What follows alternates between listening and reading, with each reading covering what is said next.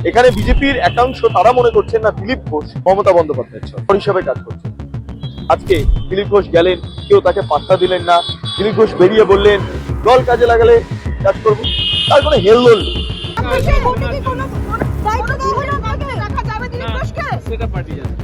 পুলিশের নিষ্ক্রিয়তার জেরে 2021-এর পর থেকে এখনো পর্যন্ত প্রায় পোস্টাল ভায়োলেন্সে 300 জন बीजेपी कर्मी मृत्यु হয়েছে। अब तक 300 से अधिक भारतीय जनता पार्टी के कार्यकर्ता मारे गए। প্রায় 3000 बीजेपी कर्मी আজও পর্যন্ত ঘর ছাড়া।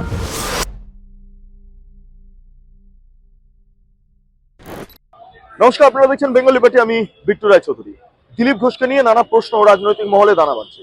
তিনি আসলে কার লোক? তিনি কি মমতা বন্দ্যোপাধ্যায়ের গুপ্তচর বা খোঁচর হিসাবে কাজ করছেন, নাকি তিনি রক্তে, হৃৎপিণ্ডে, মাংসে সম্পূর্ণভাবে গেরুয়া অর্থাৎ বিজেপি? এটা নিয়ে প্রশ্ন রয়েছে। হ্যাঁ, তার সাম্প্রতিককালে কিছু কাজকর্ম দেখে ইতিমধ্যে বিভিন্ন প্রশ্ন দানা বাঁধতে শুরু করেছে। তিনি কি আদৌ বিজেপির হয়ে কাজ করছে, নাকি না ঘুরপথে মমতা বন্দ্যোপাধ্যায় গুপ্তচর হিসাবে কাজ করছে? এটা আমার প্রশ্ন নয়, এটা দলের নিচু তলার কর্মীদের প্রশ্ন। কেন জানেন? তার কারণ যে মমতা বন্দ্যোপাধ্যায় পুলিশ মন্ত্রী হিসাবে এ রাজ্যে দাপিয়ে বেড়াচ্ছে, সেই পুলিশের নিষ্ক্রিয়তার জেরে 2021-এর পর থেকে এখনো পর্যন্ত প্রায় পোস্টাল ভায়োলেন্সে 300 জন বিজেপি কর্মীর মৃত্যু হয়েছে। প্রশাসন সম্পূর্ণভাবে নীরব ছিল। সেই প্রশাসনের প্রধান মমতা বন্দ্যোপাধ্যায়ের সঙ্গে দীঘায় গিয়ে জগন্নাথ কালচারাল সেন্টারের মধ্যে বৈঠক করেছেন দিলীপ ঘোষ, যা নিয়ে দলের অভ্যন্তর দুটো ভাগে বিভক্ত হয়ে গিয়েছে, একটা দিলীপ ঘোষপন্থী আর একটা মূল যে বিজেপি সে পন্থী। হ্যাঁ, দিলীপ ঘোষ এখানে বক্তব্য রাখছেন তার সভাপতি থাকাকালীন এই বিজেপির উত্থান এ রাজ্যে, কিন্তু খুব ইম্পর্টেন্ট, যদি তাই হয়ে থাকে তাহলে আজকে বিজেপির উত্থানের নেপথ্যে বাকি যারা ছিলেন তাদের কি কোনো হাত নেই? রাহুল সিনহার কোনো হাত নেই? যে সময় বিজেপি কিছুই ছিল না তখন তো রাহুল সিনহা সভাপতি পদে তার যে কাজ সে কাজ তিনি করে গিয়েছেন। আর এখানেই শেষ নয়, এরপরে আরো বিভিন্ন প্রশ্ন উঠে আসতে শুরু করেছে। আপনারা জানেন এই দিলীপ ঘোষ তার যে কর্মকাণ্ড সেটা নিয়ে তিনি নিজেই ঢাকঢোল বাজিয়েছেন। তারপর তো একাধিক ভিডিও ইত্যাদি ইত্যাদি তো বিষয় সামনেই আসছে। আজকের দিনে দাঁড়িয়ে কেন এই প্রসঙ্গটা উত্থাপন করছি জানেন? তার কারণ অমিত শাহের সঙ্গে আজকে বৈঠকে উপস্থিত ছিলেন দিলীপ ঘোষ। হ্যাঁ, সমস্ত সাংসদ, বিধায়ক, যারা হেরে গিয়েছেন এমন সাংসদ সবার সাথে আজকে বৈঠক করেছেন অমিত শাহ। দিলীপ ঘোষ গিয়েছিলেন সল্টলেকের একটি অভিজাত হোটেলে, আজকে বৈঠকে উপস্থিত থাকেন এবং তারপর যেটা আমরা জানতে পারছি দিলীপ ঘোষকে পাত্তা দেওয়া হয়নি, সামান্যতম পাত্তা দেওয়া হয়নি। দিলীপ ঘোষ নিজের মতো গেলেন, গিয়ে বসেছিলেন এবং বিভিন্ন কথা শোনেন।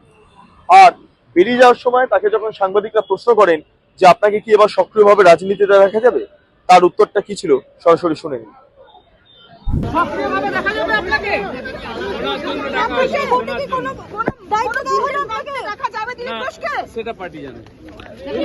আপনারা শুনলেন দিলীপ ঘোষের বক্তব্য। হ্যাঁ, দিলীপ ঘোষ কি সক্রিয়ভাবে রাজনীতিতে আসবেন? এখানে বিজেপির একাংশ তারা মনে করছেন না দিলীপ ঘোষ নির্দিষ্টভাবে একজনের চর হিসাবে কাজ করছেন।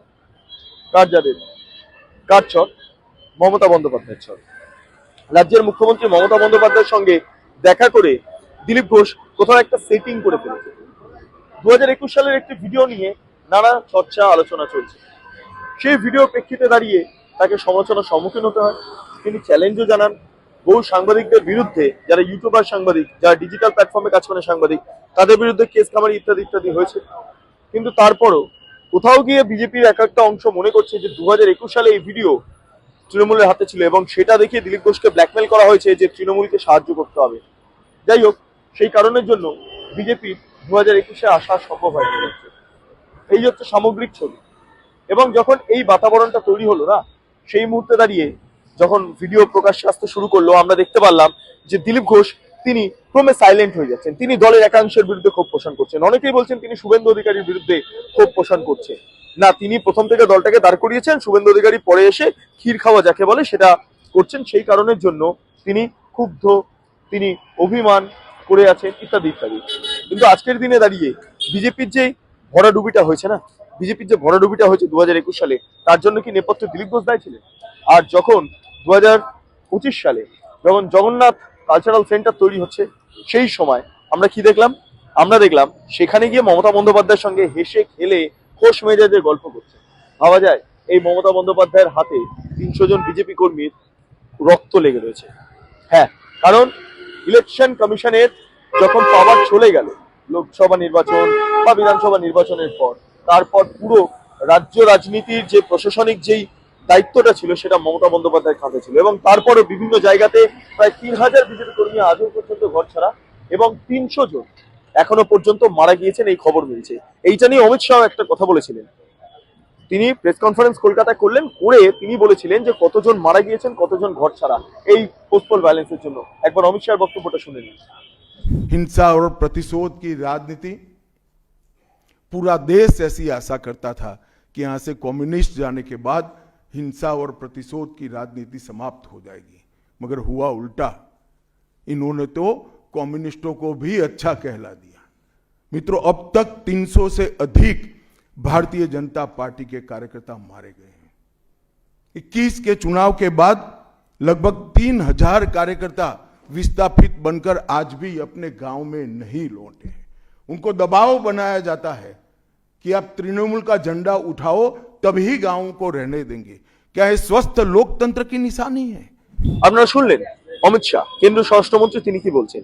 এই অবস্থায় দাঁড়িয়ে আজকে দিলীপ ঘোষ গেলেন, কেউ তাকে পাত্তা দিলেন না। দিলীপ ঘোষ বেরিয়ে বললেন দল কাজে লাগালে কাজ করবো, তার কোনো হেলদোল নেই, এমনটা একটা ডোন্ট কেয়ার অ্যাটিটিউড তার মধ্যে চাক্ষুষ করা গেল। অর্থাৎ সবটা মিলিয়ে আজকের দিনে দাঁড়িয়ে একটা বিষয় স্পষ্ট, দিলীপ ঘোষ সম্ভবত সেই অর্থে খুব একটা বিরাট বড় ভূমিকা হয়তো পালন করবেন না। তিনি টিকিট পাবেন কিনা সেটা নিয়েও প্রশ্ন রয়েছে।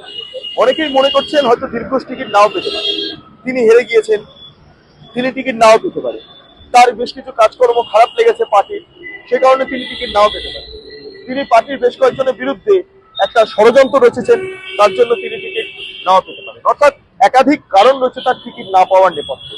আবার বিভিন্ন কারণও থাকে টিকিট পাওয়ার পরিপ্রেক্ষিতে, যেমন তার সময় তো সত্যি বিজেপি একটা ভালো জায়গায় উঠেছিল, তার হাত ধরেই তো এখনকার যে সমস্ত বিজেপি নেতারা দাপিয়ে বেড়াচ্ছেন গোটা রাজ্য জুড়ে, এবং তিনি সাইলেন্ট হয়ে গিয়েছেন, সেই বিজেপি নেতারা যারা দাপিয়ে বেড়াচ্ছেন তার হাত ধরেই তো বিজেপিতে এসেছিল, অমিত শাহ তাদেরকে এনেছিলেন, সেই সব ছবি আমরা চাক্ষুষ করতে পারছি। ফলে সবটা মিলিয়ে একটাই প্রশ্ন আপনাদের কাছে রাখবো, যে দিলীপ ঘোষ আদৌ কি মমতা বন্দ্যোপাধ্যায়ের খোঁচর, চর, গুপ্তচর? আপনারা আপনাদের যে মতামত সেটা অবশ্যই কমেন্টে জানাবেন। আপনারা এতক্ষণ ধরে দেখছিলেন বেঙ্গল লিবার্টি। চ্যানেলটি ভালো লাগলে অবশ্যই লাইক করুন, সাবস্ক্রাইব করুন, শেয়ার করুন, বেল আইকন ক্লিক করুন, www.bengalliberty.com, সেখানে ক্লিক করুন। সমস্ত খবর আপনাদের জন্য সাজানো রয়েছে। স্বাধীন, কাশীন এবং গেরিলা সাংবাদিকতার পাশে দাঁড়ান। অসংখ্য ধন্যবাদ।